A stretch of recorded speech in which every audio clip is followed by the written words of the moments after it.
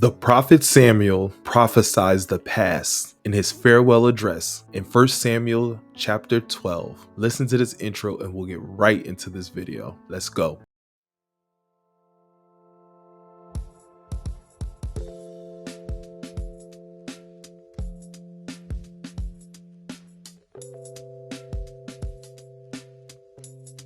When God gives you that peace, you will rest in his security, his protection, his comfort, his love. Welcome back, guys, to another video. Today we're going to be reading about the farewell address from our prophet Samuel, him prophesying the past to the Israel people. Let's get right into this video. Verse 1. Then Samuel addressed all of Israel. I have done as you asked and given you a king. Your king is now your leader, and I stand here before you, an old and gray-haired man, and my sons serve you. I have served as your leader from the time I was a boy to this very day. Now testify against me in the presence of the Lord and before his anointed one, whose ox or donkey have I stolen? Have I ever cheated any of you? Have I oppressed you? Have I ever taken a bribe and perverted justice? Tell me, and I will make right whatever I have done wrong. No, they replied. You have never cheated or oppressed us, and you have never taken a single bribe. The Lord and his anointed one are my witnesses today, Samuel says. Samuel declared that my hands are clean. Yes, he is a witness, they replied. It was the Lord who appointed Moses and Aaron. Samuel continued, he brought your ancestors out of the land of Egypt. Now stand here quietly before the Lord as I remind you of all the great things the Lord has done for you and your ancestors. When the Israelites were in Egypt and cried out to the Lord, he sent Moses and Aaron to rescue them from Egypt and to bring them into this land. But the people soon forgot about the Lord their God. So he handed them over to Sisera, the commander of Hazar's army, and also to the Philistines and to the king of Moab, who fought against them. Then they cried to the Lord again and confessed, we have sinned by turning away from the Lord and worshiping the image of Baal and Ashtoreth. But we will worship you and you alone if you will rescue us from our enemies. Then the Lord sent Gideon, Bedan, Jephthah, and Samuel to save you, and you lived in safety. But when you were afraid of Nahash, the king of Ammon, you came to me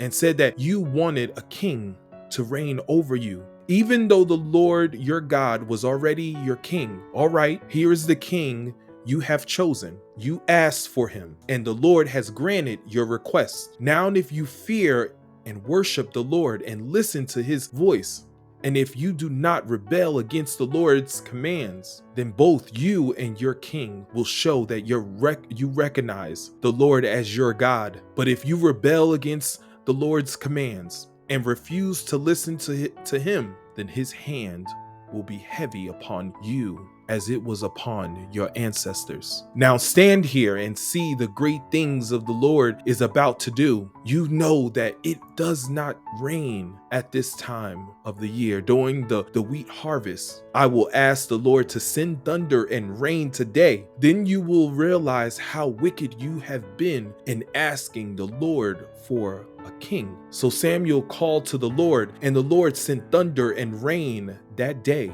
And all the people were terrified of the Lord and of Samuel. Pray to the Lord your God for us, we will die, they all said to Samuel. For now we have added to our sins by asking for a king. Don't be afraid, Samuel assured them. You have certainly done wrong, but make sure now that you worship the Lord with all your heart and don't turn your back on him. Don't go back to worshiping worthless idols that cannot help or rescue you. They are totally useless. The Lord will not abandon his people because that would dishonor his great name, for it has pleased the Lord to make you his very own people. As for me, I will certainly not sin against the Lord by ending my prayers for you, and I will continue to teach you what is good and right. But be sure to fear the Lord and faithfully serve him. Think of all the wonderful things he has done for you. But if you continue to sin,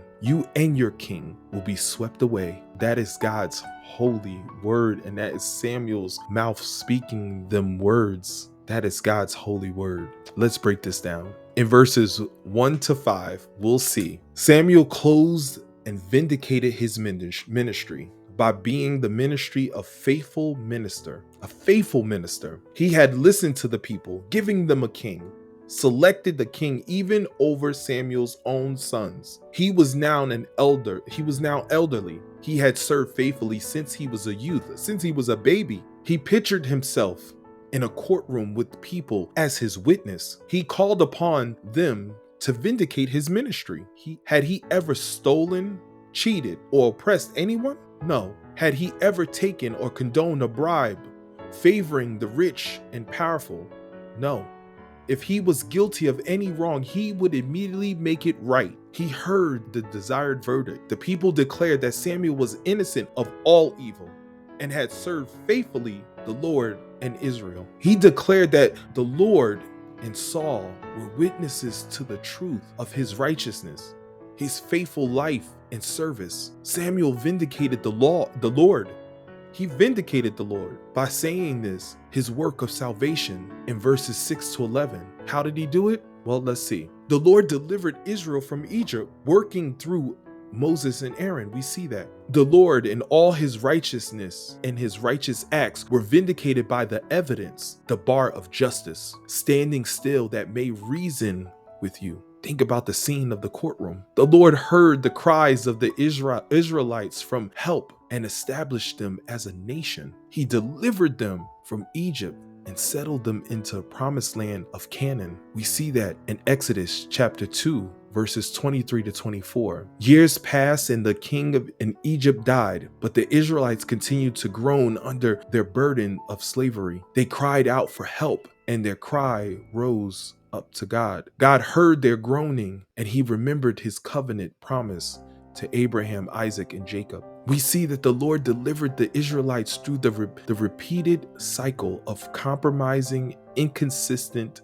life. We see that in Jude chapter 2, verses 11 to 19. We see that the Israelites did evil in the Lord's sight and served the image of Baal. They abandoned the Lord, the God of their ancestors who had brought them out of Egypt. They went after other gods, worshiping the gods of the people around them, and they were angered. They angered the Lord. They abandoned the Lord to serve Baal and the image of Ashereth. This made the Lord burn with anger against Israel. So he handed them over to raiders who stole their possessions, who turned them over to their enemies all around, and they were no longer able to resist them. Every time Israel went to battle, the Lord fought against them, causing them to be defeated, just as he had warned. And then the people were in great distress. Then the Lord raised up judges to rescue the Israelites from their attackers. Yet Israel did not listen to judges, prostituted themselves by worshiping other gods. How quickly they turned away from the path of their ancestors who had walked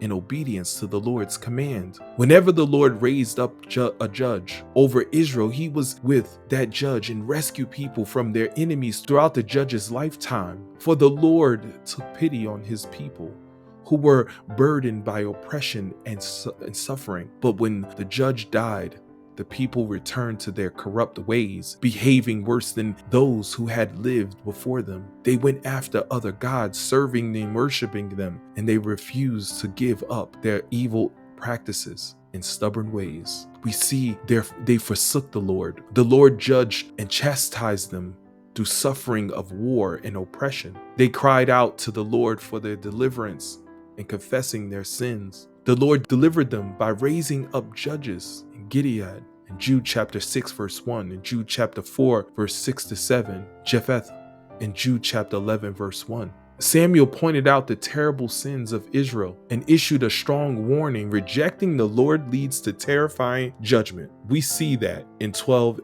to 19. What was it? The sin. They rejected God.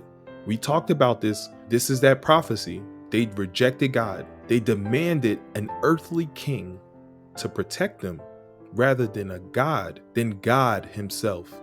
of Israel. What else? They received their wish. God gave them their desire and gave them a king. The warning: God blesses and God curses. God blesses the obedient, but they must fear and serve and obey the Lord. God curses, he chastises, judges the disobedient. His hand of judgment is aroused against a person. What do we see else? The call to stand still and witness, a dramatic sign of God's power to execute judgment. How he executed judgment? The signs were the thunderstorm in the midst of a dry harvest season. What else? The purpose was to arouse the people to acknowledge and confess their terrible evil. The Lord sent the thunderstorm. It most likely destroyed some of the crops, symbolizing God's power to execute judgment. What else? The reason of the people was fear and awe. Asked Samuel to pray, confess their sins because they rejected God and demanded a king to be their savior, their guide,